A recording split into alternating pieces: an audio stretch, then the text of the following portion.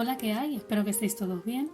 Soy María de la Casa de las Personas Mayores y os traigo un nuevo vídeo donde podremos conocer un poco de historia sobre la monumental Plaza Mayor de Madrid. Así que poneos cómodos, relajaros y disfrutar de ello. La Plaza Mayor se originó a las afueras de la ciudad sobre el siglo XV, en una zona generalmente encharcada donde se encontraba la laguna de Luján, que fue desecada. En esta zona se formó una explanada que servía de mercado y que se llamó Plaza del Arrabal.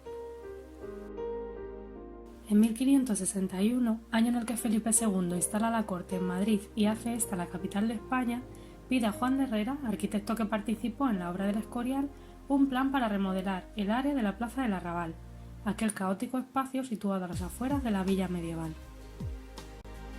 La construcción de la antigua Plaza del Arrabal se inició en 1581 con algunas demoliciones.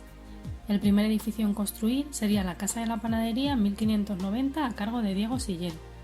En 1617, Felipe III encarga al arquitecto Juan Gómez de Mora culminar el proyecto, que finalizó en 1619.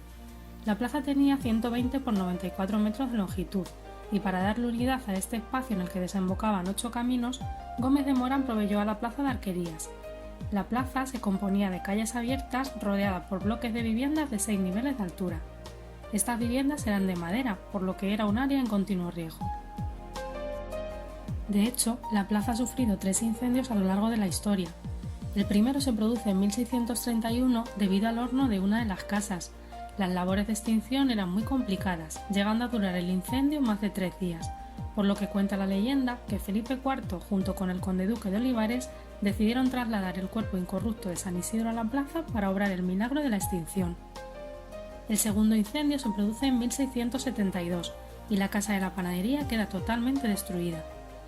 El tercero, que fue el más devastador, se produce en 1790 y es cuando Juan de Villanueva, gran arquitecto neoclásico, se encarga del diseño de la Plaza Mayor tal y como conocemos hoy en día. Las obras se culminan después de su muerte en 1854, siendo terminada por sus discípulos Custodio Moreno y Antonio López. Es impresionante al ver la foto que parece como si la plaza hubiera sido extraída como un pedacito de tarta entre todo el trazado de callejuelas que conforman los alrededores. Impresiona su carácter compacto, uniforme y centralizado. La presencia simétrica de la Casa de la Panadería y la Carnicería, ubicada en los lados más largos, generan una sensación de equilibrio, que no habría sido posible en el caso de estar en sus lados cortos. La textura de las paredes, sus 237 balcones y la continuidad de los techos de pizarra refuerzan su sentido de horizontalidad, que tan solo se ve interrumpido por las torres de las famosas casas que dividen las fachadas en 3 cuerpos diferenciados. Juan de Villanueva reduce la altura a 3 niveles y cambió la madera por piedra para evitar nuevos incendios. Las fachadas aterrizan en una base de portales que ofrecen cobijo a los comercios y que es interrumpida por 10 entradas definidas por grandes arcos de acceso, cortesía también de Villanueva, que cerró los lados de la plaza.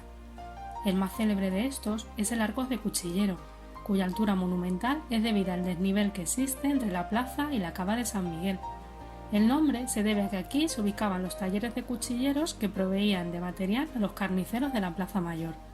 De hecho, muchas de las calles de los alrededores de la plaza adquirieron la denominación de los antiguos oficios que en ellas se instalaron. Como curiosidad, muchas de estas placas que encontramos por el casco antiguo de Madrid nos muestran a través de dibujos algún acontecimiento de este lugar.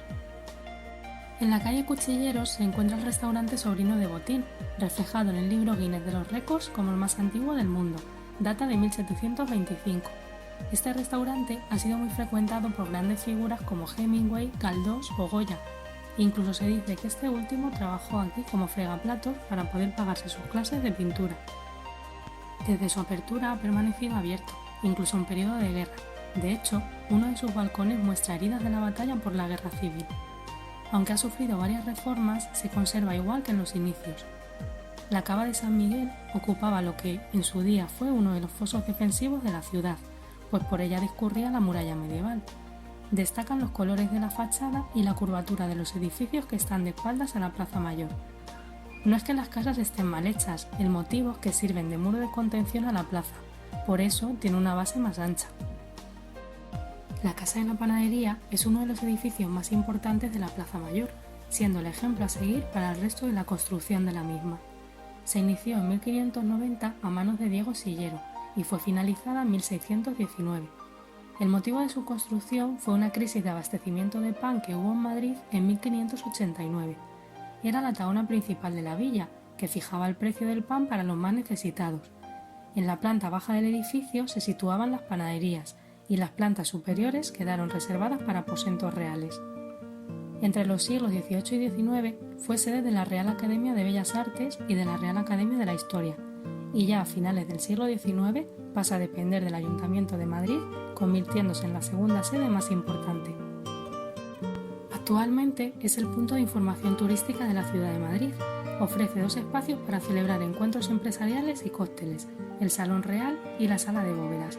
En su fachada hay un blasón con el escudo de armas de Carlos II y desde 1992 está adornada con unos bellos murales de alusiones mitológicas, como la diosa Cibeles, Proserpina, Baco o Cupido, obra del artista Carlos Franco, que reflejan la historia, tradiciones y la identidad de la capital de España. El Salón Real eran las antiguas dependencias que los monarcas utilizaban para descansar, recibir a sus invitados y asistir a todos los festejos que tenían lugar en la plaza. Un escenario histórico de la ciudad que hoy se ha convertido en uno de los sitios preferidos para organizar una boda civil y en uno de los sitios principales donde dar la bienvenida a los participantes de los congresos que se celebran en Madrid. La Sala de Bóvedas, que cuenta con aforo aproximado de 80 personas, está situada en el sótano y es escenario tanto de exposiciones como de presentaciones de todo tipo. Tiene una superficie de 258 metros cuadrados y unas bóvedas de unos 4 metros de altura.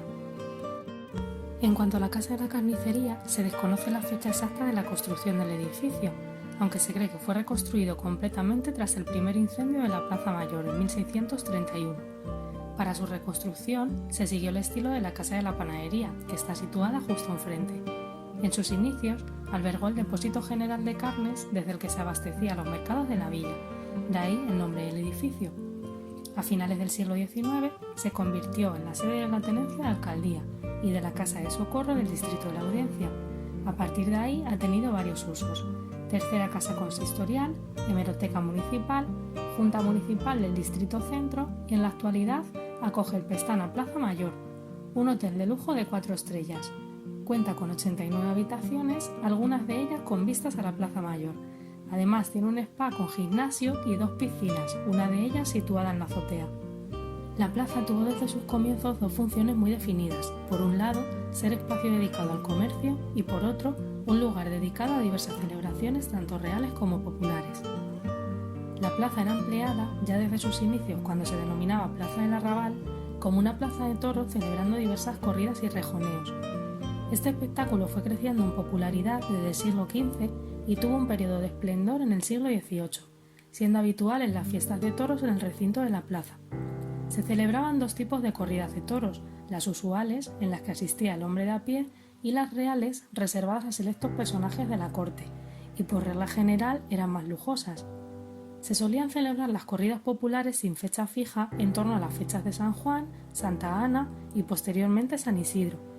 En las celebraciones se acondicionaba la plaza para la celebración, se cerraba con unos tendidos de madera y el espacio de ruedo era rectangular.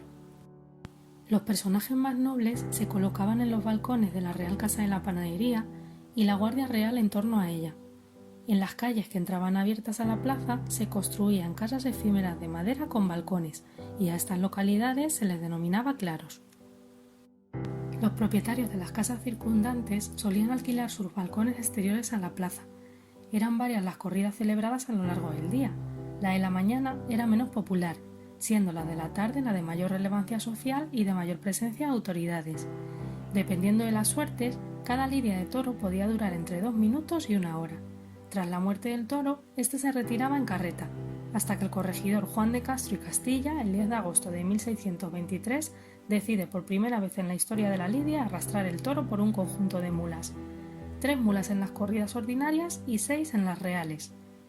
Muchos toreros se hicieron famosos en las fiestas de toros de la Plaza Mayor.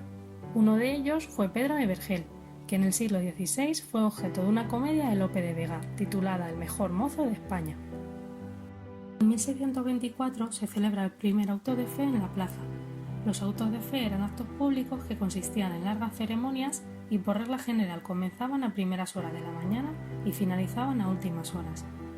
Lo celebrado en la plaza correspondía al acto público del juicio de los procesados por el Santo Tribunal de la Inquisición.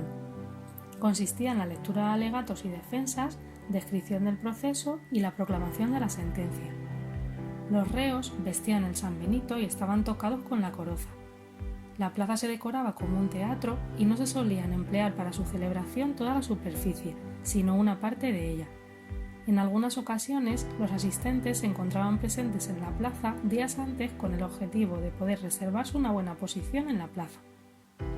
También se empleó en el siglo XVII como escenario de ejecuciones públicas dictadas por la justicia. Por regla general, los nobles eran degollados en un tablado delante de la Real Casa de la Panadería, mientras que el garrote vil se hacía delante del portal de paños y a los demás sentenciados a la horca delante de la carnicería. Una de las ejecuciones públicas más notables fue la que se hizo en octubre de 1621 a Rodrigo Calderón, el marqués de las Siete Iglesias, que fue sentenciado a muerte por diversas acusaciones en Cadalso y finalmente degollado públicamente en la Plaza Mayor. Su presencia orgullosa durante la ejecución trajo el refrán madrileño «tener más orgullo que Rodrigo ante la horca». Las ejecuciones públicas se realizaron en la plaza hasta el año 1805, fecha en la que se traslada a la Plaza de la Cebada. Durante la invasión francesa, estas ejecuciones regresaron a la Plaza Mayor. Otras celebraciones a destacar son aquellas que consistían en juegos públicos como los torneos medievales. Los juegos de cañas también se hicieron populares en el siglo XVII y consistían en filas de hombres montados a caballo, normalmente nobles, tirándose cañas a modo de lanzas o dardos y parándolas con el escudo. Contamos con un cuadro de Juan de la Corte que representa un juego de cañas en la Plaza Mayor de Madrid. Otras celebraciones eran las encamisadas de carnaval, las mascaradas, las luminarias y fuegos o las representaciones teatrales. Entre las celebraciones religiosas cabe destacar que la Plaza Mayor era el punto de paso y congregación de procesiones. En estos casos se construían en ella altares de madera cada vez más lujosos y altos. Fue también espacio para la congregación de motines como el de Gilache. Además, se ha celebrado la beatificación de San Isidro en 1619, la coronación de distintos monarcas y, como ya sabéis, todos los meses de diciembre se celebra el tradicional mercado navideño, costumbre que se mantiene vigente desde el año 1860. Ya a partir del siglo XIX y debido a la corriente llamada higienismo, la plaza empezó a adquirir un carácter más ornamental, llena de árboles con jardines que seguían trazados orgánicos y que se separaban de la fachada por una calle adoquinada. Además, por el centro de la plaza circulaban los tranvías. En esa misma época, la Plaza Mayor adquirió distintas denominaciones dependiendo de la situación política. Entre los años 1812 y 1873 se fue alternando entre Plaza Real y Plaza de la Constitución, hasta que en ese mismo año, con la Primera República Española, pasa a ser conocida como Plaza de la República y 2 meses más tarde Plaza de la República Federal. Con la Restauración borbónica se vuelve a llamar Plaza de la Constitución, nombre que en nuestros días fue olvidado para recuperar el antiguo de la Plaza Mayor. No todos estuvieron de acuerdo con esta remodelación, ya que la plaza había sido tradicionalmente usada para fiestas y celebraciones. Además, sostenían que los árboles no permitían apreciar la belleza de las fachadas ni la estatua ecuestre de Felipe III. En 1614, el duque de Florencia le hizo un estupendo regalo al rey español Felipe III, una soberbia estatua ecuestre trabajada por Juan de Bolonia y Pedro Taca. Inicialmente, la estatua se colocó en la real posesión de la Casa de Campo. Fue en 1848 cuando la reina Isabel II decidió colocar la estatua en la Plaza Mayor, ya que fue Felipe III quien mandó realizarla. Así lo señala la placa que hay en el pedestal. La reina doña Isabel II, a solicitud del Ayuntamiento de Madrid, mandó colocar en este sitio la estatua del señor rey don Felipe III, hijo de esta villa, que restituyó a ella la corte en 1606 y en 1619 hizo construir esta Plaza Mayor, año de 1848. En 1968 se retiró temporalmente para hacer un aparcamiento subterráneo. Como curiosidad, durante la Segunda República, un grupo de exaltados derribó la estatua ecuestre por considerarla un símbolo monárquico. Se dice que en el interior de la estatua aparecieron multitud de huesecillos de pájaro. Al parecer, durante siglos, estos animales entraban por la boca del caballo y luego no podían salir. Tras la Guerra Civil, la estatua fue restaurada por el escultor Juan Cristóbal, esta vez sellando la boca del caballo, y de nuevo recuperó su lugar en la plaza. En 2004, en época del alcalde Gallardón, llegó a haber un proyecto de retirarla, con el argumento de que no era este su lugar original. Afortunadamente aquí sigue, donde propios y extraños podemos disfrutar de una singular obra de arte, una de las mejores estatuas ecuestres del mundo. Su hijo, el rey Felipe IV, quiso tener una estatua más majestuosa que la de su padre, y por ello encargó su propia estatua, que está considerada como la más importante de la ciudad de Madrid, y se encuentra en la Plaza de Oriente.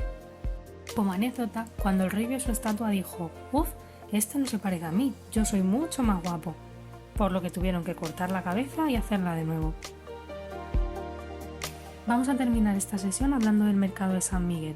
Ubicado en la plaza del mismo nombre, es un mercado de titularidad privada cuya característica más remarcable es que conserva su estructura original de hierro de principios del siglo XX.